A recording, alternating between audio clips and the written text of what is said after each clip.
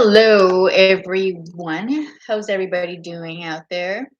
Hope everybody's enjoying their day back to work. Wonderful weather. Um, Money's okay. It's better than no money. At least I have a job. Okay, so today I want to go over a few topics, as I said as I wrote on the description of this video. The first of those topics is talk a little bit about how the psychology of our brain works. Okay, so we're going to understand a little bit about how a psychologist basically study our brain, diagnose us, want to treat us, and that sort of thing. This is from a book called Mapping the Brain. Probably not a lot has changed, I doubt. And when I say kids, I mean like my kids. They're 24 and 21. So um, sometimes I don't get around to talking about these things with them, So either way, this is a 2010 copyright. So that's the latest edition. What is it, 22? It should be fine. All right, so I'm gonna go ahead and start with reading a little bit of what our brain can do to our behavior, how it's altered, and we're gonna talk about what I like to call, for example, like your hardware. Like the hardware is basically your flesh, like your body, and actually, since I don't really have a need to bring it up later. Flesh is supposed to be like for like a Christian person that believes in the Bible. It's supposed to be. Come on. I mean, I'm fighting a cold. Sorry. Um, it's supposed to be like corruptive, right? So like this is probably where I get like most of my. I mean, it comes from the expression too, like like how like creepy people like make your skin crawl. Like literally, there's people that want to grow on you, like they're like big old like gorilla bears, and like I just like swat them like flies. Like I'm not kidding, kids. Like you're gonna hear about this type of thing going on. You just swat them like flies, like just like sent them to hell where they belong. Um, okay, so let me go ahead and talk about the hardware. We're then going to talk a little bit about. I think of philosophy like the software. So philosophy still applies logic, so you still have to use the hardware, but the software spits out whatever output you have. And then we're going to talk about um, the spiritual aspect of it. So I have something that I want to read from the Bible. Okay, so let's talk about our maybe like the part of our brain that we should be working on the most as we're growing up. We have to really strengthen it because when Satan attacks, he's going to attack the part of your brain that is going to trigger you. So you're going to have these triggers, and I mean, I watched domestic violence as a child, and then I watched domestic violence, between my brother and his whore. They were drug dealers, and they both like sort of like fed onto it, like they were like a vicious cycle. And so I just used to like, really, it was funny because she was like this little like bickering little bitch. And I just used to like, I had to laugh, And then I ended up realizing like, okay, I guess I'm offending her. Like, I think I'm sort of like, you know, uh, airing the fumes here. I don't know. Either way,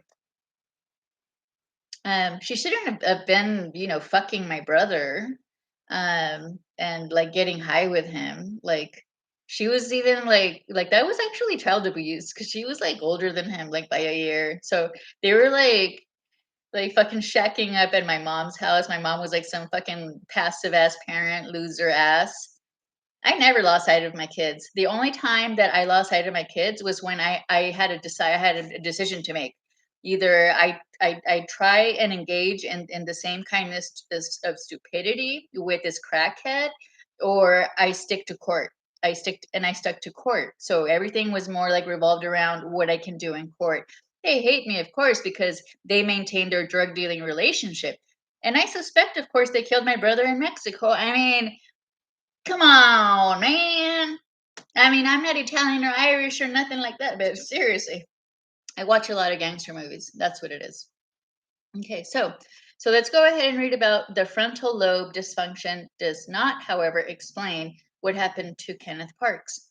Who's I started reading somewhere where maybe what mechanism could cause a person to carry out a sustained act of violence and then have no memory of it. Okay, that's a good place to start. One possibility is that such a person's actions are the result of epileptic seizures. The amygdala is a particularly responsive part of the brain, and very little electrical stimulus is required to make its cells fire. This gives it a low threshold for epilepsy. Fits often begin there and radiate outwards. Hmm.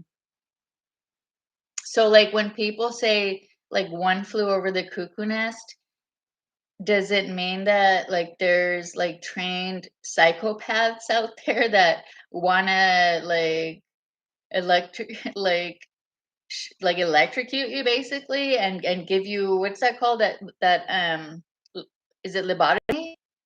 So that you go crazy? But, like, it's possible, actually. That is possible, and it happens, like, I think that when people say that aliens abducted them, I think they're just being kind of like pussies, and they don't want to like name the people that they know would actually do something like that to them. Like I think like probably like the Bidens would do something like that, you know? And I'm just gonna say it. Or like Lana Negretti or Sylvia Castellanos and Ruben Silva because they hate me. Like they fucking hate me. And they love me too. I mean, they just want to take care of me. They just want to get me in a straitjacket and like, like okay, and be my caregivers for the rest of my life. And I'm just like, man, if I had that kind of time, I mean, I don't know what you're dealing out there or what you're smoking, but I have to get up and go to work. Okay. So I need my brain. Either way, so the steering of activity in the amygdala prior to such a fit is probably what causes the feeling of fear and foreboding, so often reported by epileptics just before they black out. And no, I don't have Tourette syndrome. You failed. Whatever chance you had to like black me out and like do whatever it was experiments in my brain, you dumb whores. And they know that I stick like a cock up places where they don't want a cock all the time with my own energy because they're like out here like woo, and they're like laughing at me like oh, and I'm just like no, you're like that desperate to get me down to where you are and I haven't yet, so fuck off. So if acts of mindless violence really or that, no more conscience than the kick of a leg when the knee is tapped, it seems pointless as well as unfair to punish the perpetrators. Okay, I've read too much. I just wanted to bring up there is parts of your brain that other people can basically put paralysis on and they're going to blame you. But I'm a pretty healthy person. I mean, I put in like a good 10 minutes mile every here and there. I used to do more exercise before I should do more. But so I really do feel that yes, okay, so ultimately I know that it's a war between Satan and God. Obviously, I've picked my side, I've picked God. I wouldn't go and be participate in this kind. Oh, okay, so I wouldn't go and try and it's energy. I do think it's energy. I think people put that energy out there. And if it is a war between Satan and God, which I've always said, even to them, I'm like, sorry, you were gagging and, choking on something, but I had to do something to defend myself because I am not putting that energy out there. And I think they know it, they know the people that they want to drag down. It's part of, I mean, like, seriously, why do you even think that there's violence and gangs? Because I'm better? Because they're just losers? No, because people really just hound and target a particular person that they need to fit their story. And if it doesn't fit their and it's like work, it's like brain work. I know it sounds crazy, guys. I mean, for me, like seriously, it took me a long time to really cope with that. And I didn't expect anybody to understand. And then there was like, shadow, like all this, like it's psychological, really. And so it's hard to really pinpoint it. So you really do have to work on developing a stronger mind. And the thing with me is that I'm developing a stronger mind against like so many obstacles and like so many odds. I mean, my own mom would abort me now. Like my mom, like, Kamala and like all the dirty Democrats that are basically whores that don't care about abortions, and you know who you are, y'all. Well, you all right? Um, they would support my mom at having an abortion. You know, of me, like my mom. Yeah, I mean, I think they would even encourage it. Like that's what these like sickos are playing in the cosmos out there. We'll just call it. So, and I just want to read one more thing here. A number of studies have found clear differences between the brains of normal people and those of criminals who have committed violent acts.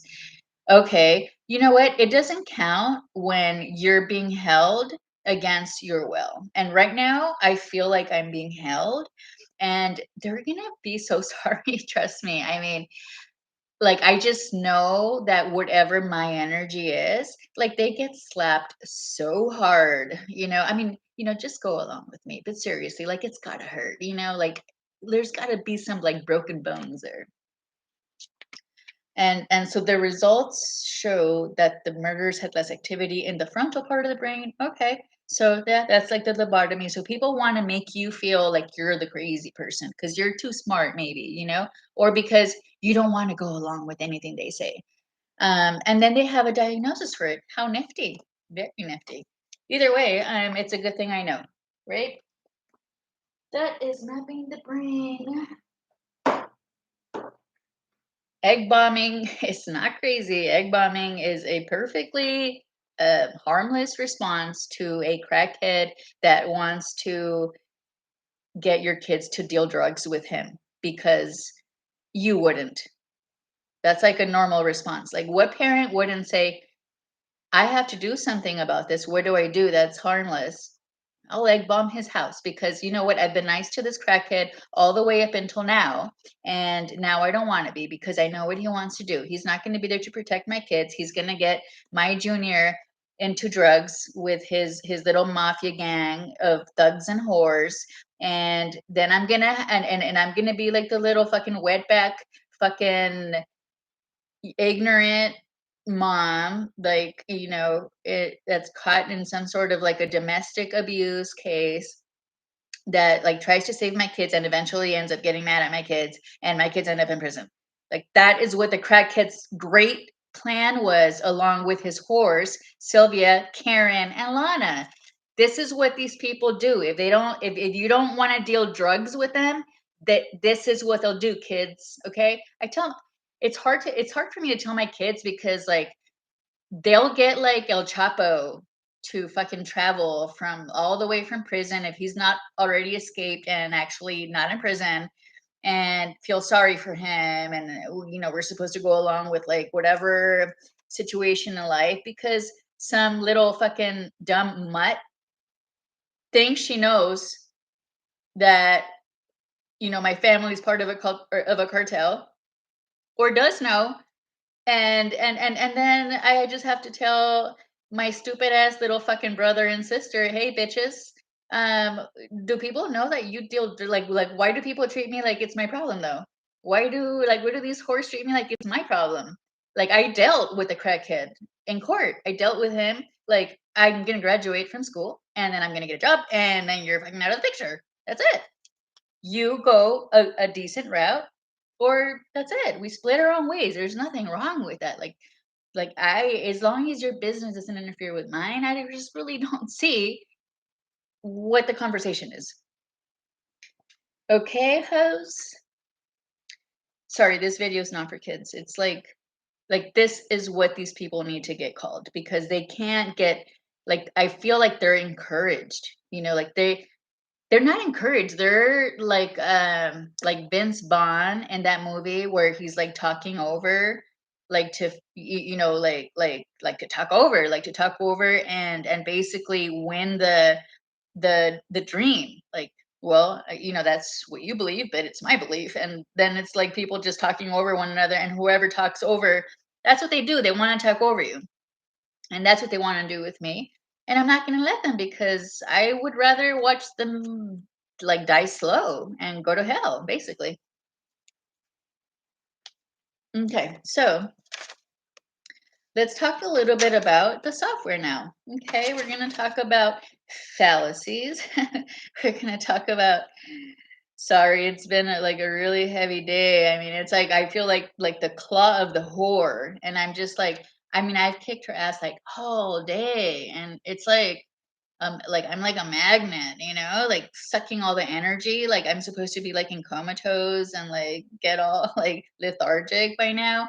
I'm like, it's just not gonna happen. I love God too much, and God loves me. And sorry for you, you dumb whore, but you're like, your time is up, and they know it. That's exactly why I like to quote the verse in the Bible about how God, I'm sorry, Satan gets like really desperate and just goes after, like really like intensifies his attacks on people.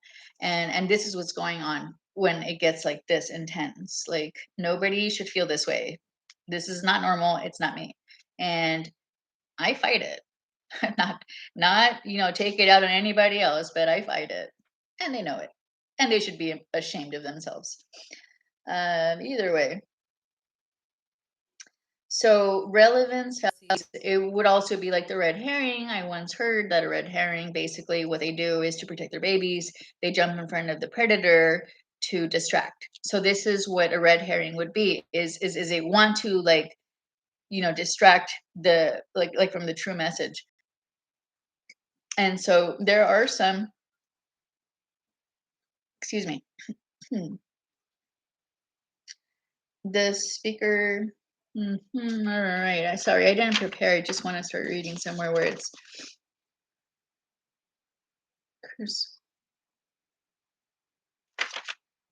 okay, I'm just going to start here.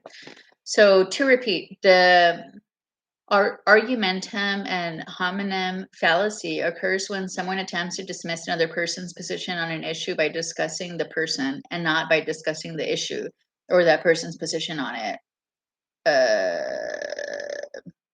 Does that remind you of anybody? I'm sorry, but like seriously, like I don't care to attack anyone if they're doing the right thing, but who would vote for somebody that wants to convince you that they shit flowers and they're like basically dirty as heck inside? Why would you vote for somebody like that? I mean, come on, man. Okay, I have to stop doing that. I'm gonna stop doing that. That's easy enough for me to stop doing, actually. Okay, so the person committing the fallacy might discuss the other individual circumstances, character, motivation, lack of consistency, or any other attributes, but he or she hasn't really commented on the strengths or weaknesses of the other individual's position. Poisoning well is speakers and writers sometimes try to get us to dismiss what someone is going to say by talking about the person's consistency or character or circumstances. Guilt by association. Guilt by association. MAGA. He's MAGA. I mean, doesn't this sound like this idiot that people actually approved of initially? Is everything that you should not think like when you're voting for somebody? So far, to me, it does. Um, Genetic fallacy on other. One other version of the argumentum ad hominem deserves your attention. It's known as the genetic fallacy. A speaker or writer commits this fallacy when he or she argues that the origin of a contention in and of itself automatically renders it false. Here are two examples. That idea is absurd. It's just something the Tea Party put out there. That idea, that's that's actually a really good example. That's just something. Okay, but you don't know why it's absurd. Why anybody thinks it's absurd, and it's possible that somebody put it out there because there's a good reason for it. So, okay, the straw man.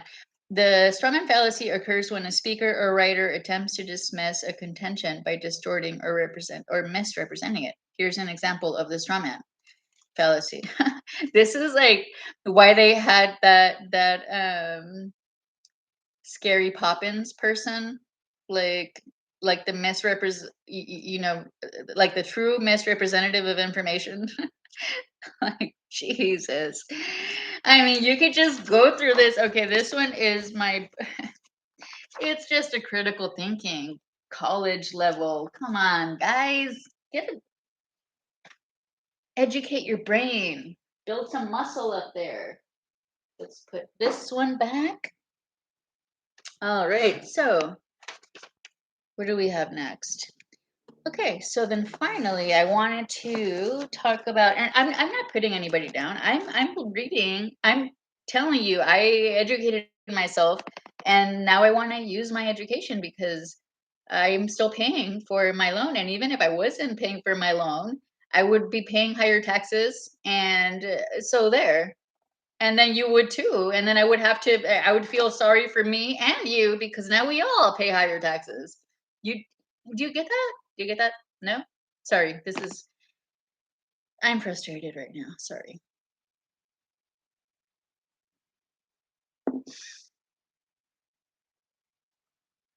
Did I just sniff my wine? Oh my God, I did.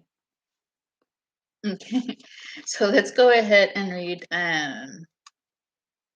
But this is what I really want my foes to know. Okay. So this is Matthew 21, the parable of the tenants, starting with verse 33. Here another parable. There was a landowner who planted a vineyard, put a hedge around it, dug a wine press in it, and built. Actually, I read this one the other day and it sort of like mixed me up a little bit because I really don't see how I should probably find the Old Testament scripture on this verse. But I'll start with verse 42 and then I might have to get back to you on that one. I have something else to share. So verse 42 is Jesus said to them, "Did you never read in the scriptures, the stone that the builders rejected has become the cornerstone. By the Lord has this been done, and it is wonderful in our eyes. Therefore, I say to you, the kingdom of God will be taken away from you and given to a people that will produce its fruit." So, if you just read that separately from what came before that, and I'll go back and find whatever else and like kind of tie it back together, but um, it sort of makes you think you basically didn't appreciate what you had. You took it for granted, which is why I love to protect my environment. I don't like to protect my environment more than other people do. I like to do my share of protecting the environment. So when people say that, they're, I kind of, it doesn't really demotivate me. It just makes me want to have,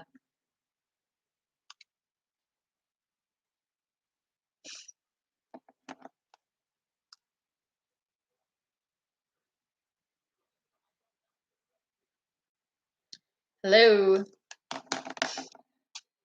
it just,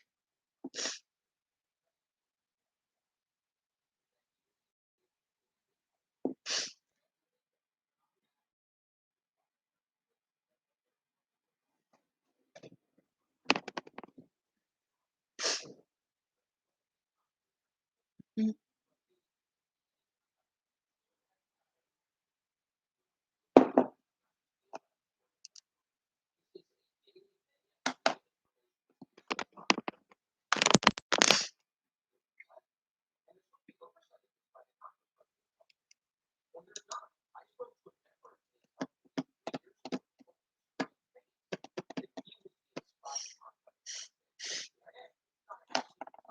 Yeah, right. No, I actually have a great immune system, okay? And I have like really sticky burgers in my nose right now. Like they're like the sticky kind that won't let me breathe, and I have to like literally like you know, I can't blow them out um because I'm healthy. I'm really healthy that way, okay? So get over it. Um sorry you're not me, okay? Jeez. You'll be okay. Hopefully, just you have to work on it. So it just kind of makes me think you take things for granted, and so now because you suck so hard. um Sorry.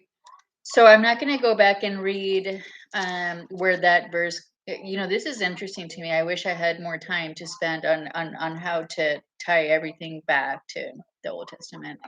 But there's a whole bunch of videos on YouTube. Chuck Meisler, David Reagan. I specifically mentioned Chuck Miser because he has one where he wants to emphasize how the Old Testament is basically like a testimony. I forget what word he uses to the New Testament, and the New Testament is testimony to. So they're kind of like interwoven somehow in a very um, harmonic and beautiful way. Either way, so I just wanted to mention that because really that's what it's going to come down to is my brain is not Satan's brain and my body isn't is God's, and he gave it to me, not Maria, not Jose, dirties. uh Ew. Not okay. So my mind and how I want to use my brain to process thoughts is God's. It's not Satan's. Um, and I am allowed to to fight anybody who doesn't allow me to have that peace in my head. I'm allowed to fight for peace. And unfortunately, or fortunately for people, it's really just like this close right now. It's like right here.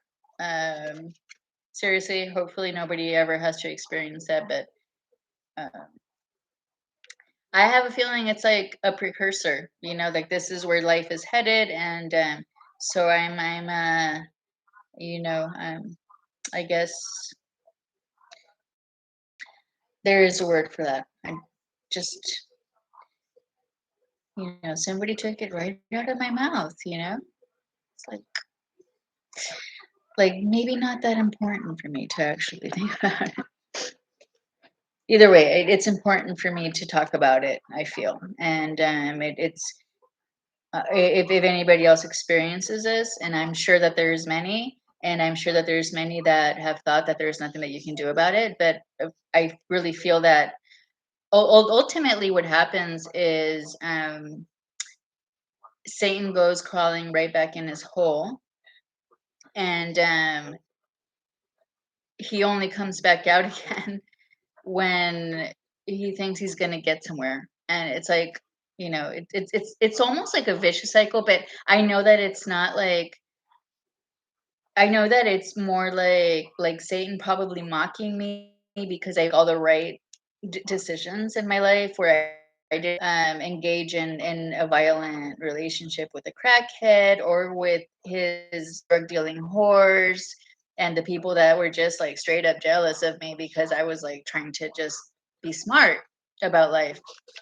So I kind of know that, and it's like I'm being undermined by the whore fine, and it's not going to change who I am. But they know that because it happens all the time. I mean, everybody's watched me go crazy on YouTube here and there. Okay, so the next thing I want to read is strategy formulation, situation analysis, and business strategy. This is because when you want to vote for a president, you want somebody that can at least do a proper SWOT analysis. I thought, and you know what? I didn't prepare for this. I just opened this up. I was like, okay, so what do I bring to the table, right? What do I have to say? I'm going to share with you the SWOT analysis. That's what I'll do. So SWOT is an acronym used to describe the particular strengths, weaknesses, opportunities, and threats that are strategic factors, strategic factors for a specific company. In this case, you can think of the government as a company. I really don't see why not. I mean, they're not there to make a profit, but if they have a surplus, wouldn't that be nice? Because maybe our taxes would go down. And that's how voters have to think. Okay, so SWOT analysis should not, okay, so SWOT can thus be used to take a broader view of strategy through the formula. So then they go on to talk, to basically form a sort of, I want to call it a quadrant, but quadrant. I'm not sure if I'm pronouncing that correctly. That's okay. Um, quadrant. But it's also something that brings me back to how basically the strategist will have, it's basically it's a quadrant because you have I'll show you strength and weaknesses on one side on along the columns, and then you have opportunities and threats as rows, and wherever you fall on the quadrant, it would indicate what type of how strong your strategy is. In psychology, in child development psychology, there's something similar where instead of weaknesses, strengths, opportunities, and threats, it's a way to classify a parent, whether they fall under a passive parent, an authoritarian, an authoritative, or like straight up negligent. So this is like a way to strategize. And I bet that if we were to analyze how Joe Biden is running this country based on this quadrant, you could probably also apply it to his parenting abilities. He probably fall in the same, like the stupidest quadrant you could think of. Like, oh my God, he falls in the what? He has a weak um he has a bunch of threats, right? He's like, oh my God, like why would you? So, and anyhow, weaknesses and strengths are internal factors, and the external factors are opportunities and threats, right? So, um, weak strategies. Okay, let me. So, if you follow along the rows under opportunities, and you look at the strength column, you'll see that it says generate strategies here that use strengths to take advantage of opportunities. And then this is like, oh, okay. Like, and then if you, okay, so go to weaknesses and opportunities, and it says generate strategies here that take advantage of opportunities by overcoming weaknesses. Oh my God, he's not even there. Okay, now let's look at the at the column for strengths and the row for threats. Generate strategies here that use strengths to avoid threats. Okay. And then there's row threats and column weaknesses. Generate strategies here that minimize weaknesses and avoid threats. Generate strategies here that generate strategies here that use strengths to avoid threats. Okay, so I mean, it's still okay. So this is basically where he is. It still sounds good. So people, maybe that's why people like think, well, he has strategies that minimize I'm not sure if he's minimizing weaknesses, and I'm not sure if he's actually avoiding threats. But either way, it's the lousiest quadrant you want to be in, and so I just wanted to sort of share that with you because I wanted to maybe um, inspire you. Oh, that's the word I was looking for. Inspire. I was inspired. Hopefully, I inspired you to think a little bit more like a person, like a person, like a person that is listened to, like a person that is heard,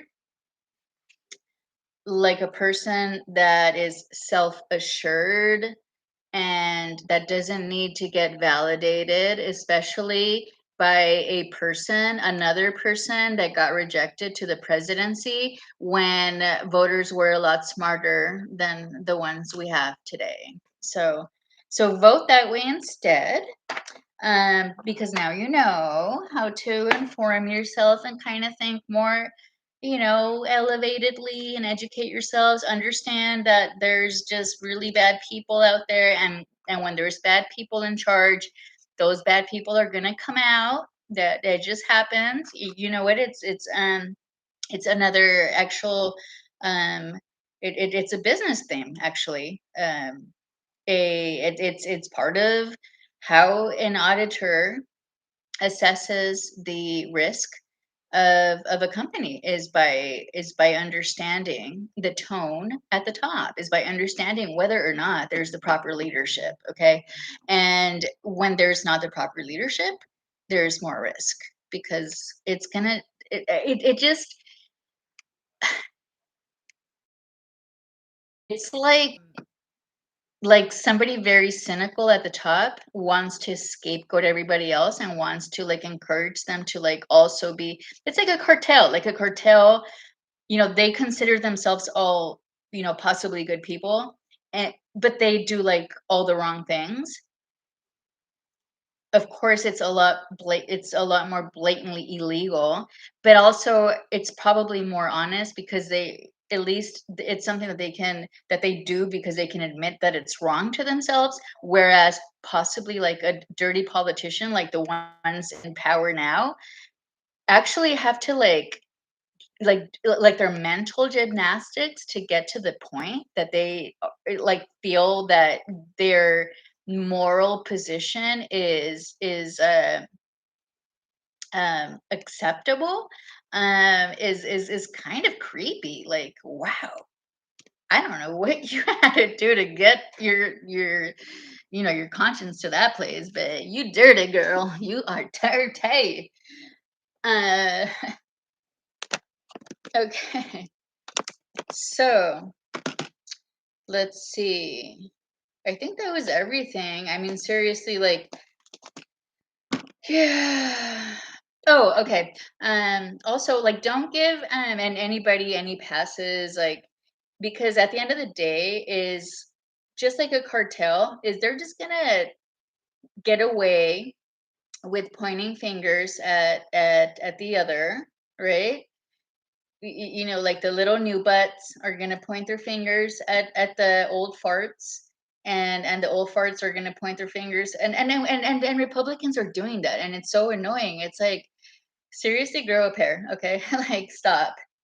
They're like in accomplicehood, or they're accomplices to one another, um, and so um yeah, I mean, I would definitely just put just a lot more responsibility on the old farts for sure.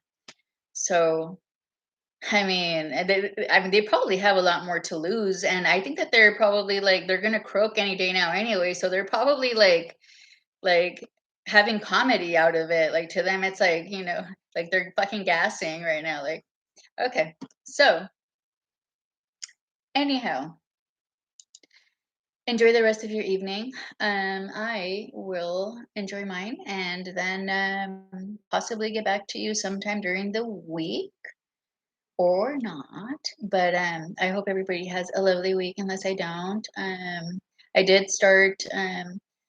a new assignment. So I'm very happy, and I hope everybody else is as well. So feed the brain, guys. Good night.